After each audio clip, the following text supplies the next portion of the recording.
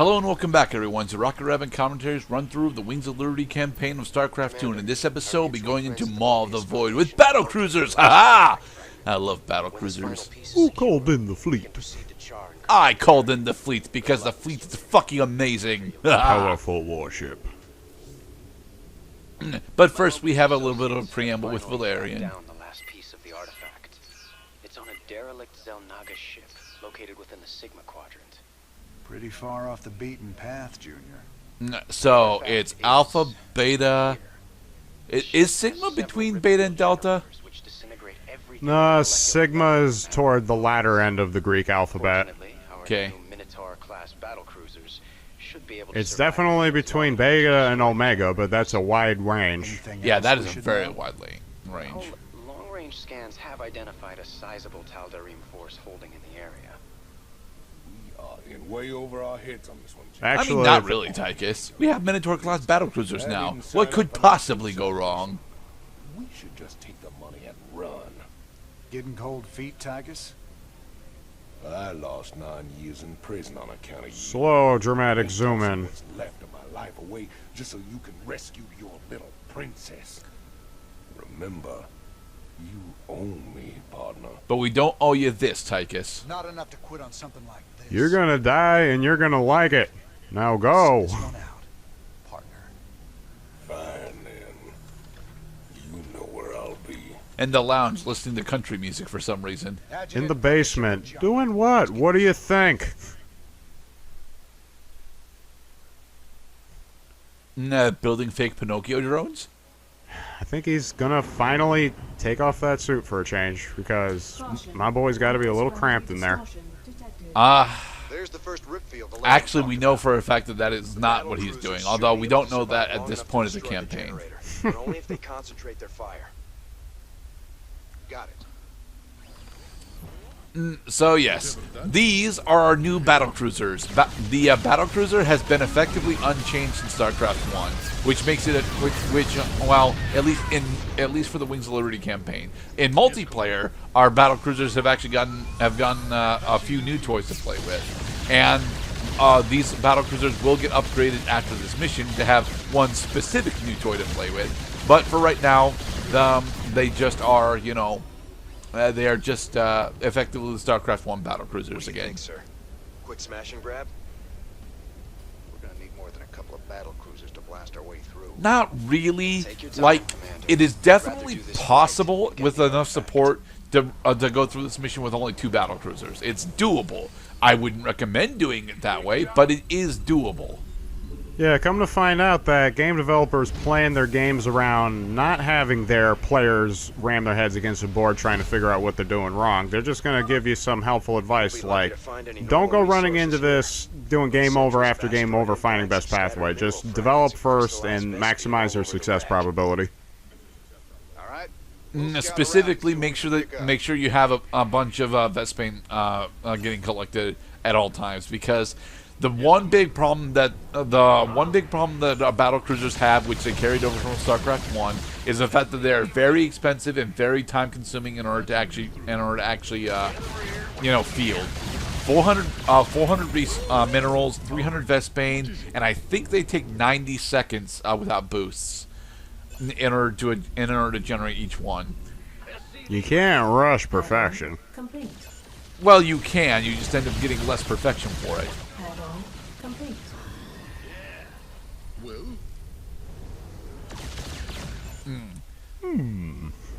And let's see. Yep, building more battlecruisers. That was one thing that I could never quite master, was getting good Vespane collection in ratio to my mineral production. Well, that's because Vespane is a much rarer resource than minerals. A base with 2 Vespane geysers and 6 mineral patches has effectively twice to 3 times as much minerals as it has Vespane in it. What's going on? Call down supply depot. Yes, the other big thing is that battlecruisers eat up a whole 6 supply while you're attempting to field them. Yeah. And because of that, it is difficult to get a full functioning fleet of battlecruisers, which would be 24.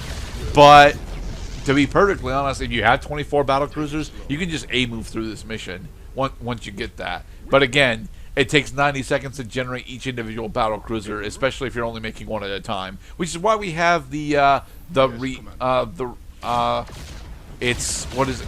reactor lab, because it's a tech lab and a reactor at the same time. Hey, if you're mid reactor, it's probably I tell you reactor. what, if your mid game is up to snuff and you can defend your base and you can hold off your opponent's assaults on your base while you're developing your battle cruisers, I mean, I think that it's a riskier route than just doing Marine Medic in multiplayer or running Medivacs or what have you. It is much riskier, specifically because in order to actually field your first battlecruiser, it takes.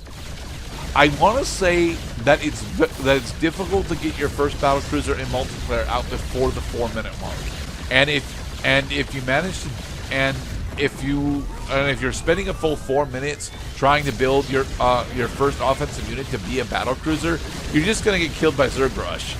Yep. Well, I mean, that's why I recommend, you have to anticipate that you have to hold off your opponent. If it's going to take you longer to develop your win condition, your opponent is going to be ready to smack you before you are. Yeah. What we're doing here is we're clearing our next major resource node, because our starting base only has, I think it's the one Vespane geyser, and this base over here has 3, as well as a bunch of loose Vespane up on the cliffs over there. I find it really weird that they designate that this is an actual derelict spaceship, because there's a lot of rock formations in this level. Maybe they were compacted because there's no atmosphere on this ship that any objects would have just started hitting it and clumping together. Right. So, yes, saving the DTs is nice, and it's somewhat important for this mission. Once you've successfully rescued the Dark Templars, they can, with good management, actually take down the entirety of this mission on their own, because the Tal'Darim force doesn't honestly have all that much detection thrown about the map. So once you get the first 2 groups of Dark Templars, they can walk through most of this mission on their own. I still would recommend pairing them with a medevac, not for healing but for transport, because it's a bit difficult for them to get everywhere, even though that's really what they want to do. They want to be everywhere. Mineral field depleted. Oh, there's a bridge. Oh, because of the battle cruisers, I did not notice there's a bridge. Like how do they get off? How do they get off that island, huh? How do they make it to shore? Because it's not an island; it's a peninsula. It is a peninsula. They can walk. Having rescuing the DT should be one of your major priorities. Because it makes it so that you don't actually need a medevac to get a bunch of the loose resources that are strewn about out here. And you definitely want these loose resources because it's a lot of Vespane. The big issue, of course, is that DTs take up 2 psi apiece because they're Protoss units, and Protoss units always take up more psi than they're supposed to. I think the only exception to that might be the High Templar, and even then I'm not entirely sure.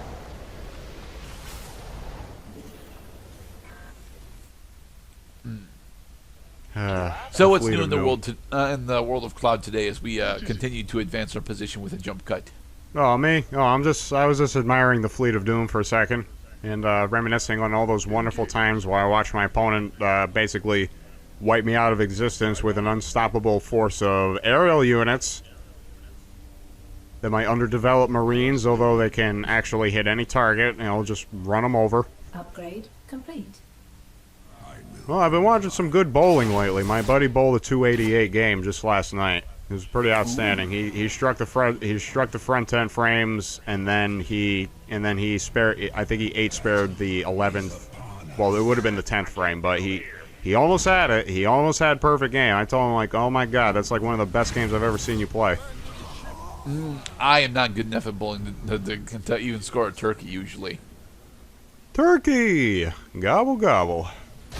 Break them eggs. We are nearing the artifact. You're very close to the Don't say that. The destroyer is inside and but it's now gonna the make you Tal'Darim feel stupid. But now the Tal'Darim decide to throw a mothership at us. It's okay that we have battle cruisers, and battle cruisers come with the Yamato cannon, and the Yamato cannon rips through motherships like Scans fucking indicate butter. it's capable of cloaking nearby friends and phasing enemies out of existence for a short time. Admittedly, the black hole spell is something that we got to watch out for, but we can bait the mothership into using the black hole against only 1 or 2 battle cruisers, and even then, the black hole is only a temporary thing that we have to worry about. I'm gonna need some more meat with my potatoes. Our SCVs are under attack.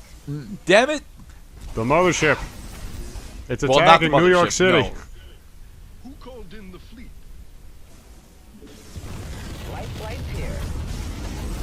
Oh, don't you boys look scary.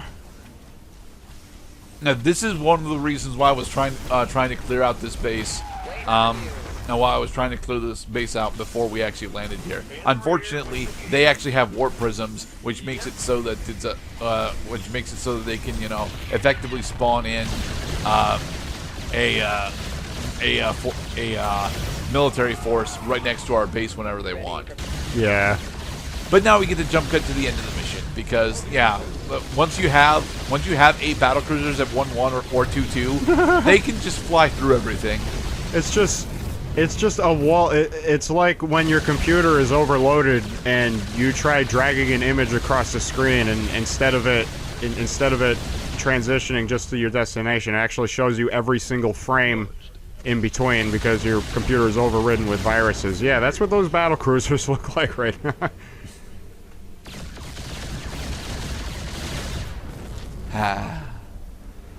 I want to take out the last rip fuel generator to show off that you can actually score. You can actually get rid of all of the rip fuel generators without losing a battle cruiser, but you really don't need to. Yeah, those are void pylons, and we don't have the ability to attack them for some fucking reason.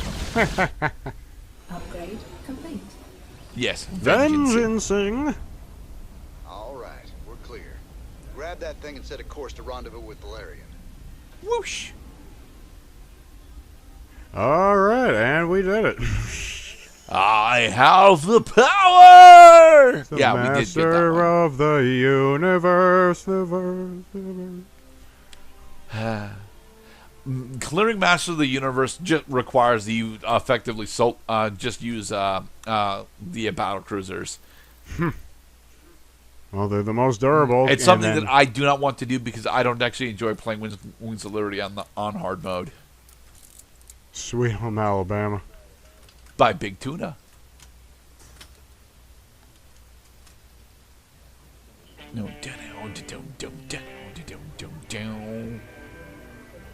Turn it up. Hey, you boys gotta wake up.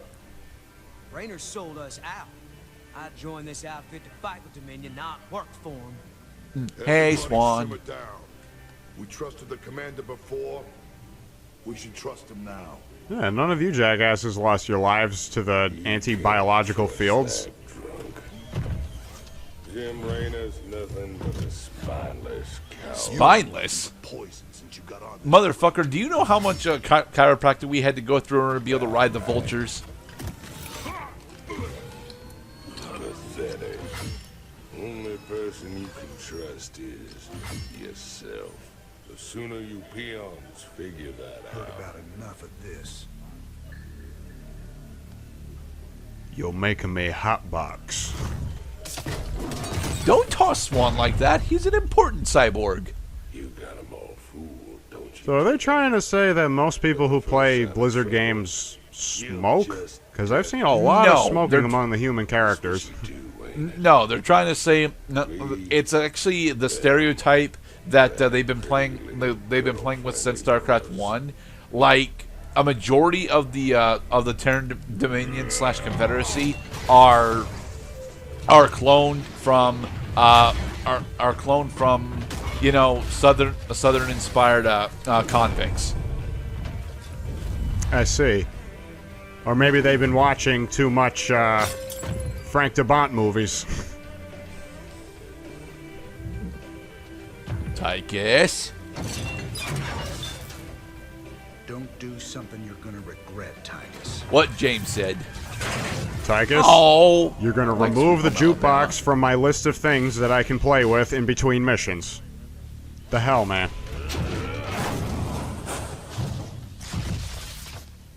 Stab. Oh, of course, because it's a metal suit, and metal conducts electricity. So now it finally catches up to Tychus that he really, the developers really should have thought of a model of him without the suit on, Think he's right? and just civilian style, so we get to see all the fucked up little prosthetics he's got on. Sure. It's like you're gone already. This ain't about the Dominion. Our war's always been about saving lives. If the Zerg wipe everyone out, it's all been for nothing. And this is why Raynor gets a position in the new Dominion cabinet after Heart of the It's Swarm. your choice. And the Academy Award Just like goes it's to. always been. Now that's the commander I've been waiting on. Satisfied? Let's get back to work, boys. All right. So, in the next episode, we'll actually be moving on to Char because we've completed all of the missions aside from us going into Char. I don't want to have this conversation again. And fix my damn jukebox. You are the My one that broke car. it, Tychus, so fuck you. Heh. Well, that was an amusing little diversion this game had provided with great production value, acting, and licensed music. And in the next part, Little help here. We start the assault on Char. Be safe, everyone. I fall and can't get up.